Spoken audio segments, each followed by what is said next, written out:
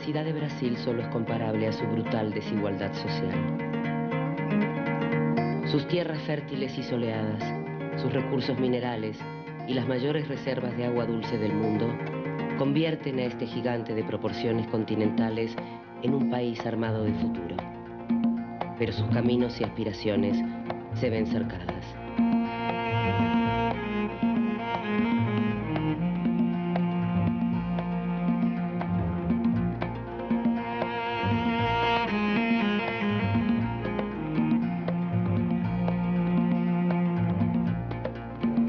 Desde hace 500 años, Brasil ha luchado por un justo reparto de la tierra.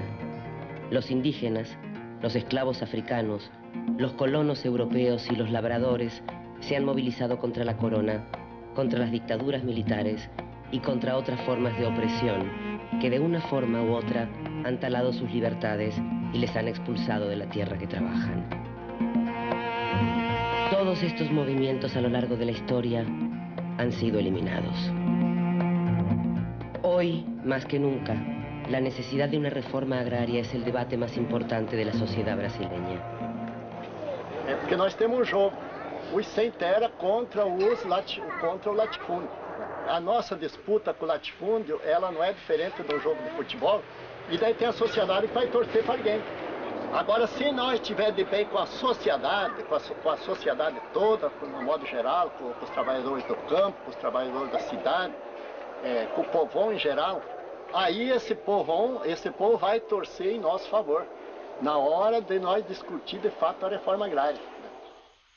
Según Naciones Unidas, Brasil es el país con un peor reparto de tierras y mayor desigualdad social.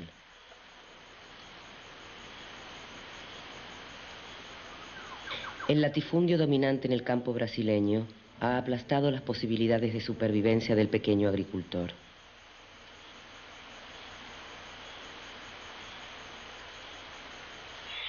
Hace 30 años, la población rural era de un 80%. Hoy no llega al 20%. Este éxodo del campo a la ciudad no tiene parangón. A realidade brasileira, ela produziu ao longo das últimas décadas brutal processo de migração campo-cidade.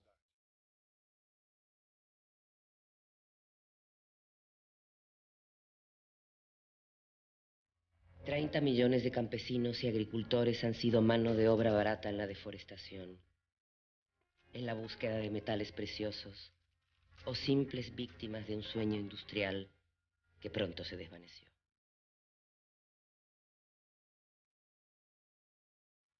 Temos milhares e milhares ou milhões de trabalhadores que saíram do campo em busca de um emprego na cidade. Chegaram na cidade e não conseguiram emprego. Hoje vivem numa situação extremamente difícil, em favelas, num ambiente de muita violência e insegurança e querem voltar para o campo. E, evidentemente, este é um público potencial para o acesso à terra.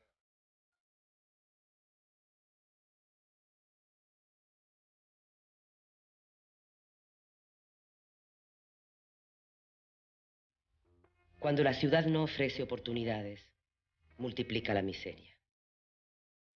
Esta miseria encuentra su equivalente entre los que todavía sobreviven en el medio rural.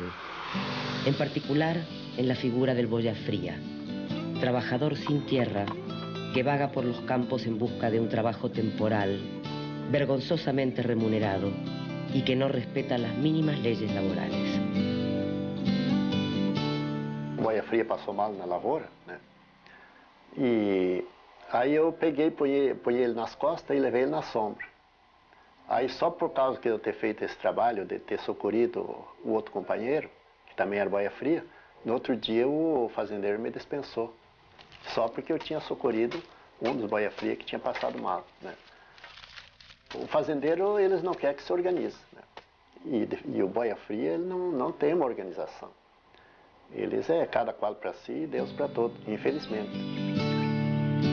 Se calcula que el 42% de la mano de obra en el campo brasileño pertenece a este colectivo.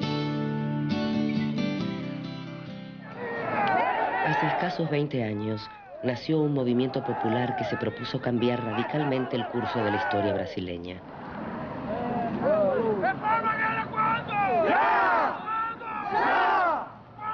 Es el llamado MST, o Movimiento de los Trabajadores Rurales Sin Tierra. El MST está formado por campesinos, moradores de las favelas y otros grupos marginales que aspiran a retomar la tierra brasileña como una esperanza de futuro. Viver novamente pelas nossas forças, pelo nosso suor, para trabalhar, para comer. Reivindican el campo para los excluidos y persiguen un cambio social que acabe con la concentración de la tierra.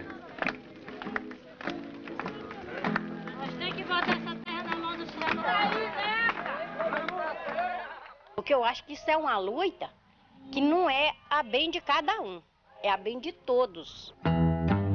Existen fincas privadas mayores en extensión que algunos países europeos. El 50% de la tierra brasileña pertenece tan solo al 1% de la población. Esta oligarquía dominante durante siglos, representada por el terrateniente o fazendeiro, es el mayor obstáculo para una reforma agraria.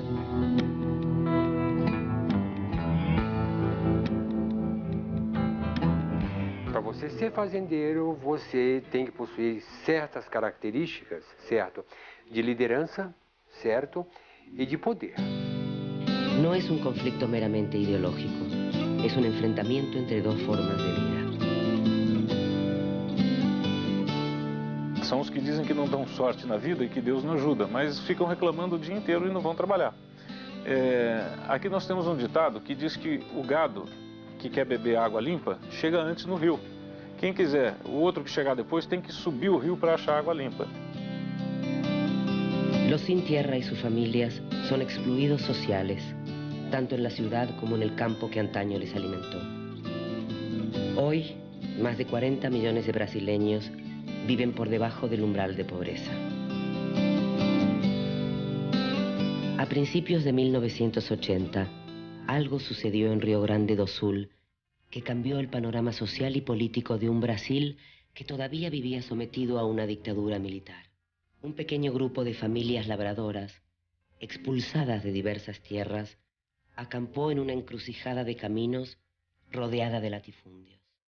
Exigían su derecho a una tierra donde vivir, donde trabajar. El lugar era conocido como Encrucijada Natalino. En las semanas posteriores, otras familias sin tierra se unieron al campamento, creando una ciudad de desarraigo y reivindicación. La recién creada CPT, Comisión Pastoral de la Tierra, rama progresista de la Iglesia Católica, perteneciente a la teología de la liberación, mostró su apoyo y se unió a los labradores. Dos de los obispos fundadores animaron a la población civil a unirse a la protesta.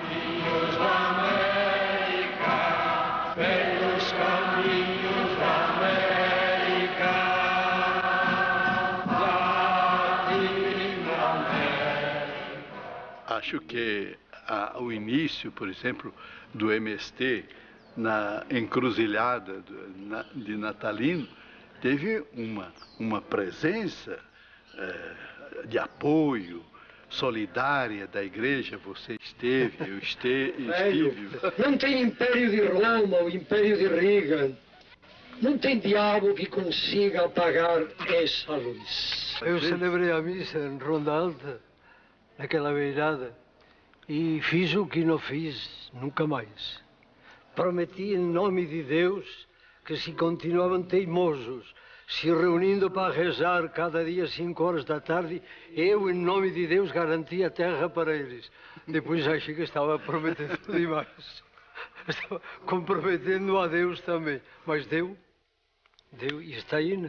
Pues está ahí. Natalino se había convertido en un símbolo nacional que significaba una bofetada en la cara a los poderes establecidos. La ciudad de la miseria se había convertido en la ciudad de la esperanza. Protestamos contra a morte de 3 crianças no acampamento.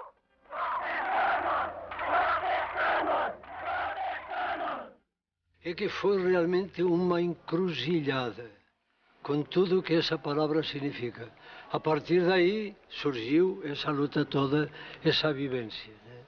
A encruzilhada, nós entramos na encruzilhada assim, levados pela onda nada planejado, nos encontramos lá.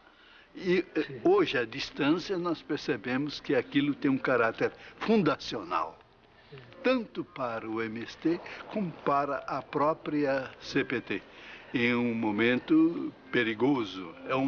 É uma memória perigosa que nós conservamos. El mayor Curió de las Fuerzas Especiales, conocido por aplastar otros movimientos campesinos, fue enviado por el gobierno para presionar a los acampados y movilizarlos hacia el norte. E fato de uma presença popular muito forte. O fato, por exemplo, daquela camponesa enfrentar o Curió, o coronel Curió, colocando o dedo no nariz dele. Em plena ditadura militar. Plena ditadura militar, né? Isso dava como que um novo rumo. Esse, por exemplo, de Encruzilhada Natalina, eu estava lá à minha disposição. Estava à minha disposição 1000 homens da Brigada Gaúcha. Eu poderia mandar prender, massacrar, tirar. Protestamos contra a vinda do coronel Curió, especializado em dividir povo lá no norte. Pois a encruzilhada fez com que se sentisse que o problema de terra não seria só da Amazônia, que era do Brasil inteiro. A tentativa do governo era transportar todos para o Mato Grosso. Não tem terra aqui no sul. Nós queremos terra aqui no sul, então a forma que eles encontraram foi aquele acampamento, exigindo terra lá no sul. E foi esse movimento todo que conseguiu mudar. Que tem sido a solução que com frequência os governos encontraram, né? Desplaçar, né? Enviar o problema para outra área. E a ideia inicial que eu tive como o chefe do setor de informações foi de conduzir aquela massa humana numa direção oposta ao proselitismo, ao trabalho de massa da esquerda, principalmente da esquerda clerical.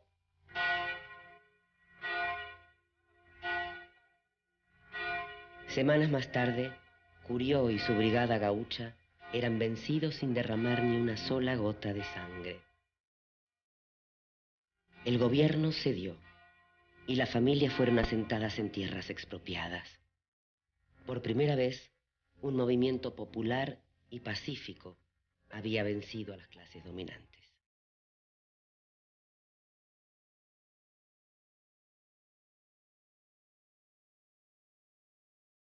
Cinco años después de este campamento, ya eran varios los estados que compartían experiencias similares.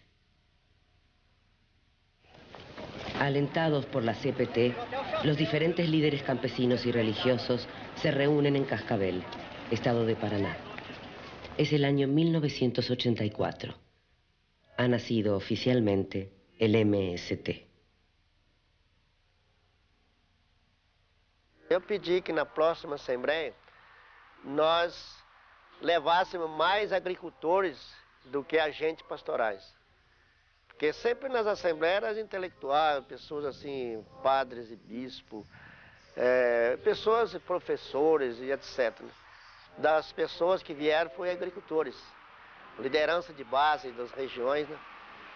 E lá foi discutido 4 propostas. Eu levantei mais uma, que foi criar um grupo da Organização dos Trabalhadores. E foi aí que surgiu o MST, a ideia do MST. Porque acontecia muito conflito, poceiros eram assassinados no Brasil todo e a gente não tinha solução. O que nós sonhamos? Primeiro, e que é possível, é que tem que ser resolvido o problema agrário. Significa que a democratização da terra. Se nós só distribuíssemos as terras improdutivas no Brasil, daria para distribuir para todas as famílias sem terra e sobra ainda latifúndio, porque tamanha concentração de terra. Por primera vez hay un proyecto común nacional, no violento, que reivindica el derecho a una vida digna, al reparto de la tierra y la creación de una sociedad más solidaria. Se acuerda que no habrá líderes, que no habrá vinculaciones directas con partidos políticos ni con ninguna otra organización.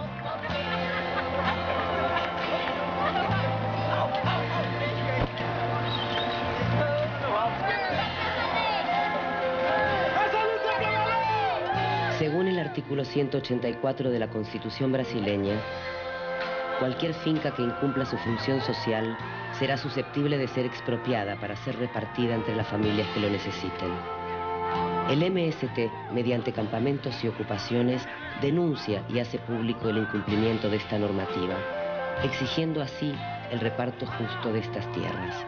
No se aspira al poder, sino al cambio social. Se ocuparán tierras no productivas, se acampará en ellas y se resistirá hasta que los jueces dictaminen su expropiação. Interessante que era uma coisa nova, sabe? Numa discussão que não tinha experiência. A recém-saída da ditadura havia toda uma opinião pública contra a imprensa, etc., né? Aí a polícia via, todo mundo via, sabe? Uma coisa assim muito livre. Parecia criança, não nasceu assim, que nem uma criança. Então, era poucos aliados que se tinha na época em termos que apoiassem esse tipo de coisa. E era uma novidade também para a região, para o Brasil, né? Então tinha muita sanfona e violão.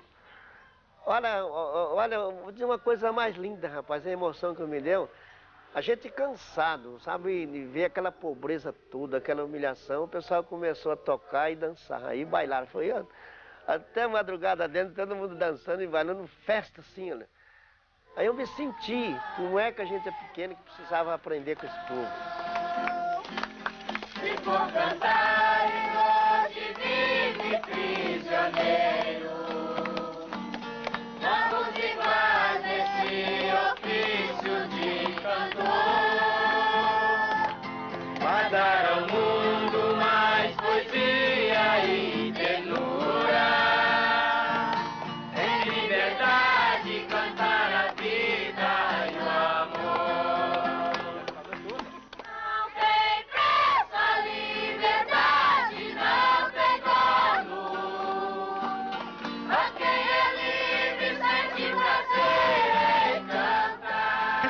Comprar, né? Não tinha recurso de comprar. Depois que casemos, tá para 44 anos, nunca tivemos recursinho de comprar, sempre na terra dos outros, né? Trabalhando na meia, na terra do Paraná nós dava terço, que nós dava meia, né? Aí fomos para Machadinha com o patrão, daí carcou muita malária e nós viemos para Ji-Paraná ali. Sempre trabalhava de meieiro, estado de Minas. Eu sou de Minas, então trabalhava em Minas, sempre trabalhava em meieiro. Criei meus filhos tudo na terra dos outros. Não canta mais quando está preso. É meu desejo de um espaço pra voar.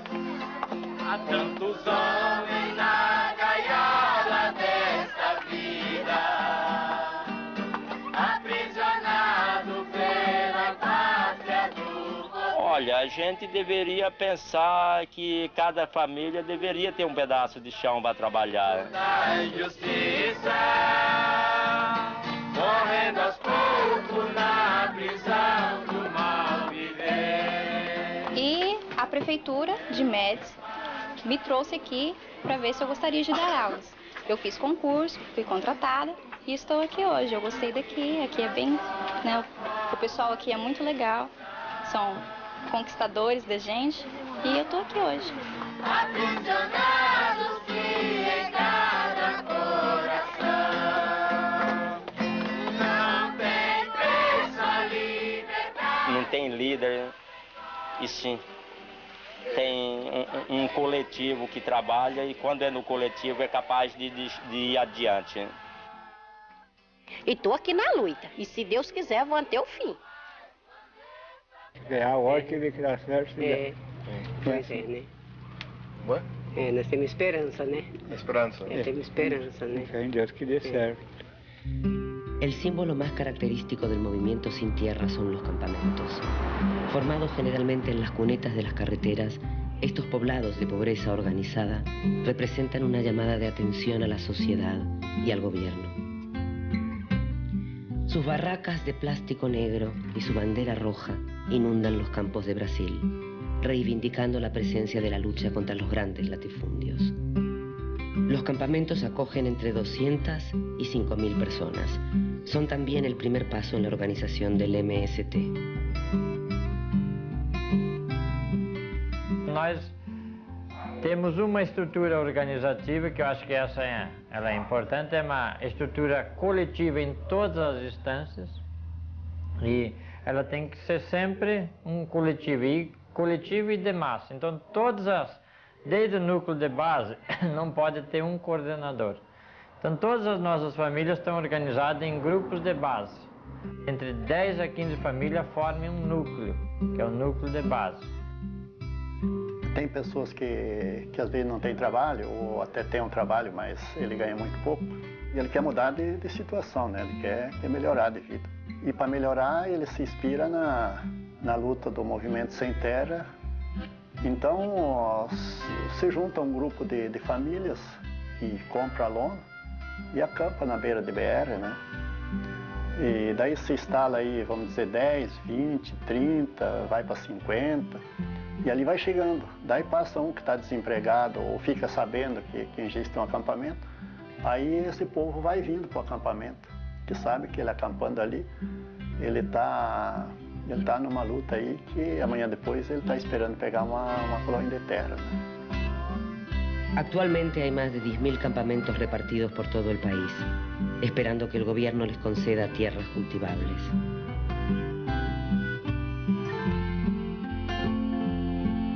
La media de espera es de 5 años. Essa gente que está no acampamento são meus ex-empregados. Eu possuo uma relação íntima com eles muitas vezes desde quando nasceram. Se criaram aqui na fazenda. Hoje são acampados e estão tentando invadir uma fazenda que já deu pão para a boca dos filhos deles. Há muito tempo, quando fui pela primeira vez a um acampamento, me emocionou tanto o sofrimento daqueles trabalhadores em condições assim miseráveis. Então eu pensei, eu tenho 2 filhas e eu poderia trilhar um caminho assim, realmente para conseguir dinheiro, para garantir muito boas coisas. E cada vez que eu vou ao acampamento, me emociona tanto a condição de tristeza mesmo dessas pessoas, que eu não posso simplesmente ser mais um e lavar as mãos e ir para casa e garantir das minhas filhas sem fazer algo significativo. Pero los campamentos solo son un primer paso. El movimiento Sin Tierra propone llevar más lejos sus reivindicaciones, la ocupación del latifundio. Está se cometendo um crime contra a humanidade brasileira. Nós temos um país abençoado. Quem quer trabalhar e não tem vergonha de trabalho, vive, sobrevive. Vagabundo, bêbado, esse sim, não tem o que fazer nesse país e eu acho que em lugar nenhum do mundo. O artigo 184 da Constituição Federal diz que as terras que não cumprem a função social serão desapropriadas e destinadas à reforma agrária. E o artigo 186 da Constituição diz que, para uma terra cumprir a função social, ela deve, entre outras coisas, respeitar a legislação trabalhista, respeitar a legislação do meio ambiente, ter uma produtividade conforme a possibilidade daquela terra naquela região e que aquela terra não crie um conflito social. Então, são 4 requisitos para dizer se uma terra cumpre ou não cumpre a função social. E se uma propriedade, uma grande propriedade, não cumpre um desses requisitos, digamos, o respeito ao meio ambiente, ela pode e deve ser ocupada. E escolher uma fazenda no Brasil para ocupar é muito fácil, porque tem latifúndio por todo o Brasil. Então, e a população, como mora naquele lugar, ela conhece aquele lugar. Então, ela já sabe, é aquela terra que nós vamos ocupar. Aí, então, vão para lá, cortam a cerca, entram e criam um fato político.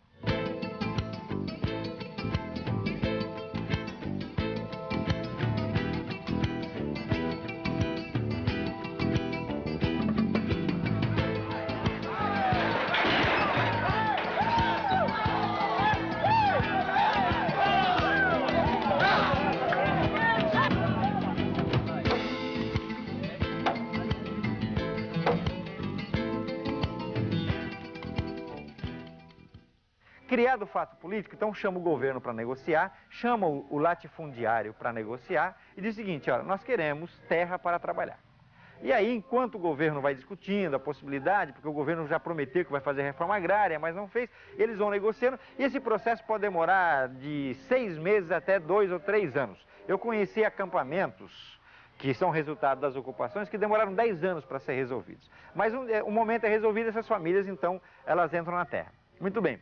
Essas famílias que entraram na terra, e essa é uma característica singular do movimento sem terra, essas famílias que entraram na terra, elas, uma parte delas, não todas as famílias, mas uma parte delas, vão fazer o mesmo trabalho de base que as outras famílias fizeram com elas. Então eles vão de novo para a periferia das cidades, para os bairros rurais, fazer reuniões nas igrejas, nas escolas, nos sindicatos, nas casas, nas moradias das pessoas, e aí vão formar um novo grupo de famílias, e aí vão ocupar um novo latifúndio novamente.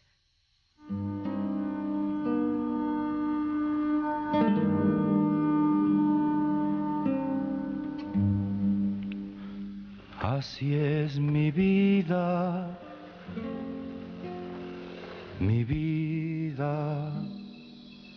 piedra como tú,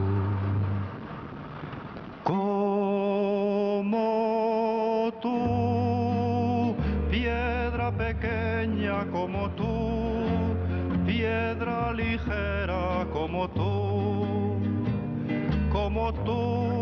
canto que ruedas como tú, por las veredas como tú, guijarro humilde como tú, de las carreteras como tú, piedra pequeña como tú, guijarro humilde como tú,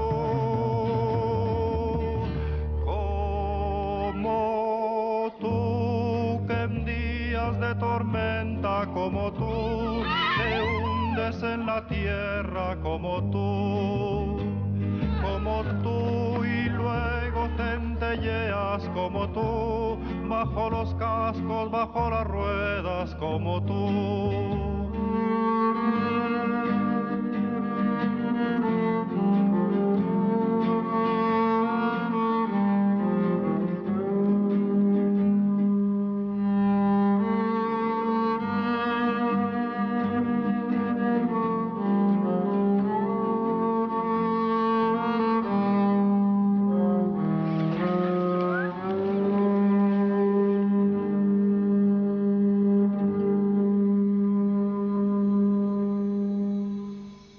Tudo aquilo que a gente planejou, nós conseguimos realizar. Falaram que nós precisávamos entrar no latifúndio que chamava-se Fazenda Sonda. E é aqui que nós estamos. Precisa voltar, buscar os pertences nossos que ficaram lá. A gente já precisa começar a montar o nosso acampamento. Deixando o campo para jogar futebol. Fazer uma conversa com quem está aqui, com os funcionários. Dizer que